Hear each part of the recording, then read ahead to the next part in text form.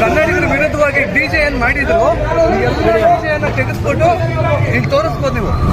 ಎಲ್ಲ ಡಿಜೆ ಬಾಕ್ಸ್ಗಳನ್ನ ಪೊಲೀಸರು ವಶಕ್ಕೆ ತಗೊಂಡಿದ್ದಾರೆ. ಮತ್ತೆ ಡಿಜೆ ಆಯೋಜನೆ ಯಾರೆಲ್ಲ ಮಾಡಿದ್ದಾರೆ ಅವರನ್ನು ಕೂಡ ವಶಕ್ಕೆ ತಗೊಂಡಿದ್ದಾರೆ.